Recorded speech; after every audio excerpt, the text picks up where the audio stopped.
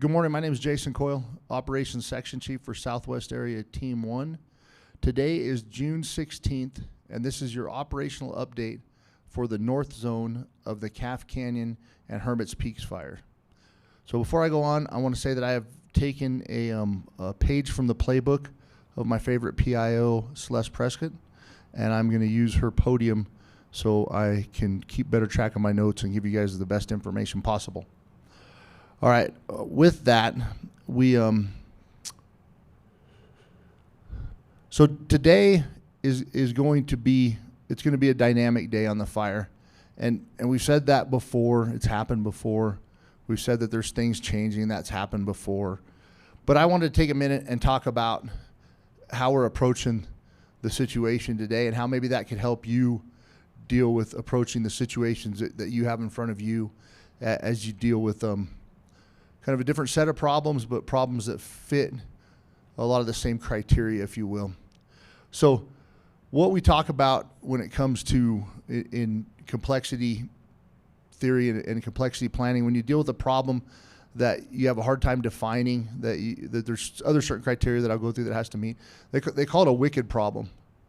And so why is a wicked problem different than a regular problem?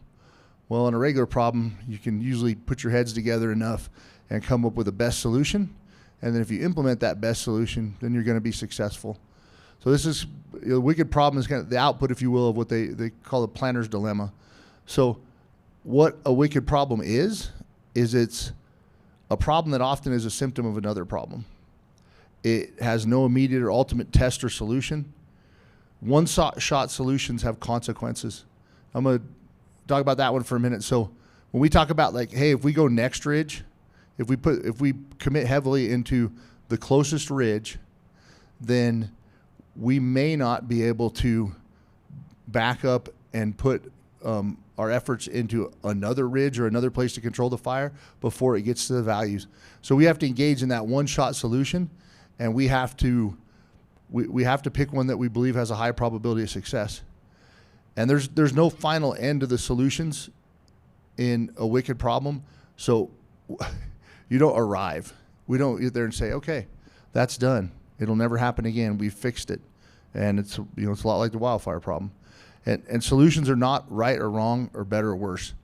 And that was another one that I want to just take a minute to talk about, because looking through the chats last night, there was a few people that like to say, well, you should have done this, or why didn't you do that? And that's not a solution. Using the ridge lines around from North Truches all the way up to Ripley Point, that's fine if you want to say that. But whenever you say that is not the right approach, it implies that we know what the right approach is, and it implies that we know what we can accomplish at that moment with those resources, and that we're guaranteed success. And I can tell you that when you have 5 miles of fire strung out across the Pecos wilderness like we do right now, in heavy mixed conifer with a lot of dead standing trees, that's not my zone, but I wouldn't put firefighters in there. I wouldn't have firefighters working that edge, because somebody get killed. And what are they going to get killed for? They're going to get killed for trying to do something that you're probably not going to be successful at. And so but we don't engage in those sorts of things. And there's no stopping rule with wicked problems. So they keep going. I catch myself every once in a while, especially after this being the third time that I'm here, that I'm like, it should be over by now. Well, that's nice. I mean, I really wish it was over. But saying it should be over by now doesn't change the environment. And so I go there sometimes, and I'm sure you guys having to live through this, you rightfully so go there a lot more. But when I back up, I realize that, hey, there is no stopping rule. There's nothing that we can do that's going to say this is just done. We can hope for things like we're hoping for precipitation, but even that, as I said first, a problem is a symptom of another, right? So the problem we have right now is we don't have enough precipitation. When we get a bunch of precipitation, we're going to have another problem. And so then hopefully that makes sense. So I just wanted to kind of walk through a little bit about how we ended up talking about what we did today in our operational pre-briefing, and that was possibilities versus probabilities. So if we're in if we were engaged in some business venture and we did our market research and we came out and we said, hey, you know what, we're 70% likely to be more successful if we label our brand, you know, red drink than blue drink. And then you'd probably go label your brand red drink. But right now, especially on the cusp of the weather that's behind me, if we looked at if we looked at what was probable, and we said, all right, what is most probable, what is most likely to occur, that's the thing that we should worry about the most. That would ignore what presents the most risk and creates the most threat. And so what we look at is what is possible. And so that's the first kind of distinction, right? Instead of probable, it's what's possible. And then when you look at what's possible, what are the consequences of each one of those possibilities? What are the consequences in the near term and the consequences in the long term? And what can we do to intervene to reduce those potential consequences? So what can we do upstream from that? We call it left of bang.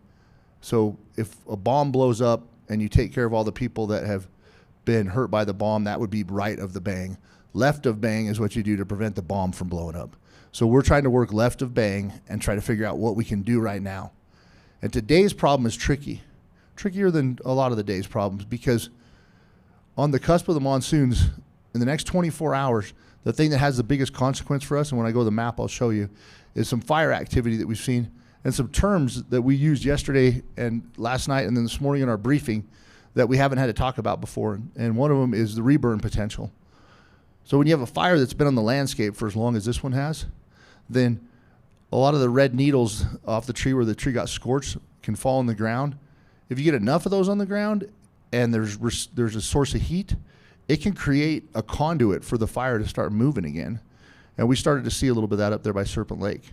So that's the biggest consequence for us. There's 3 different areas today that pose the biggest consequence. The fire south of Angostura that I was talking about, where it's reburning there up by Serpent Lake, fire activity in the Pecos, and the outflow winds, reburn potential, and winds from the south. So we got a different wind direction today too. So those are the consequences that we're worried about. The reason that I spent all this time explaining this is because the possibilities of something occurring, another thing that's possible that occurs today and tomorrow and into the foreseeable future, is flooding and debris flows. So I would submit that for everybody listening to this, the consequence of that is greater than the consequence of the problems that I said we're worried about today. So while we're going to talk about what's going on in the fire and how we're working to address those things that have the more immediate consequence and the ones that we can actually mitigate the impact of, I'm asking you guys to really be looking at the flooding and debris flow, making sure you have a radio, you can hear the NOAA channels, you've got a plan in place, your family all knows a rally point if you guys get separated and you don't have cell phone service, all those things that all the different sources are going to be pushing out today as far as information, and a lot of them are going to be right here on this Facebook page. But be paying attention to that, because it's hard to imagine. There's some would say with new firefighters say that was a big fire.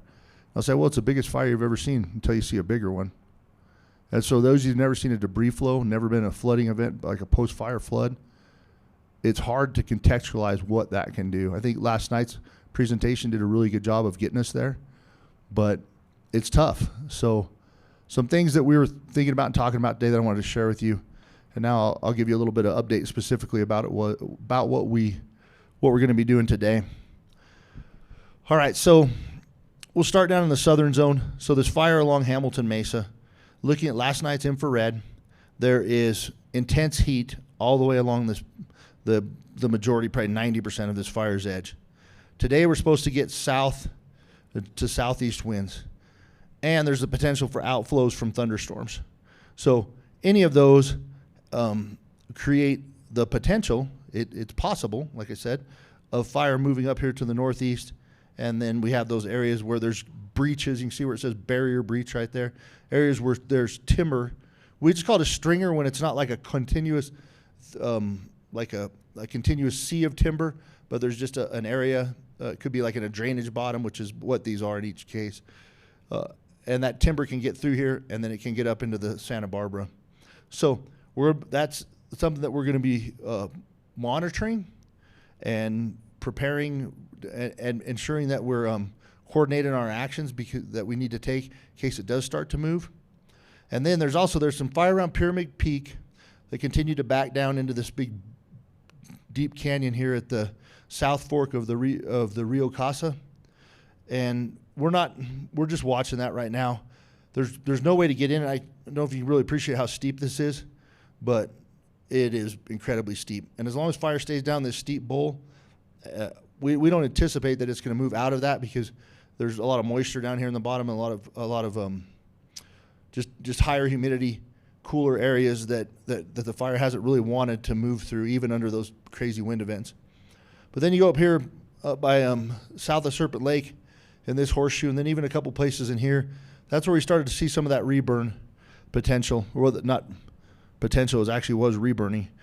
We have fire use modules in here, and a wildland fire use module is they're very good at taking care of these remote pieces of fire and looking for things that could present a problem when it comes to the control or the intent of that that somebody wishes to get out of a fire that's being managed. This fire is being fully suppressed, but that's what they're good at is looking for those different conditions. So they're in there.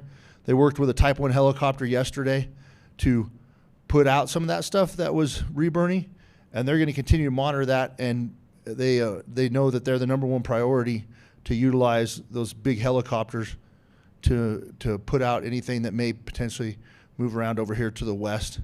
And that's just because we still have fuel here. When we were here the last time and we held all this line, there was snow still up where this stopped. There's not snow up there anymore. So we want to make sure we don't want to operate under the assumption that because the fire stopped here a month ago, it's going to continue to stop here. And so we're making sure that we keep a really close eye on that. The other stuff that's going on today, in addition to the contingency line, which I talked a lot about other stuff, so I'm not going to spend too much time on it because I think I've explained it ad nauseum. But they're continuing to work on the southern contingency line. They're continuing to work on the northern contingency line.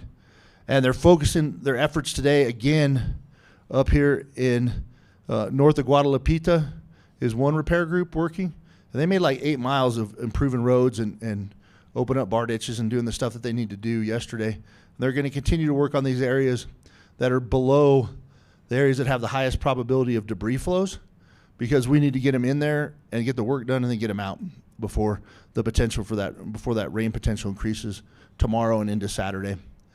And then also the same thing over here in Chacon. They're continuing to work there, moving back down towards Holman, and that work was ongoing yesterday and will continue today.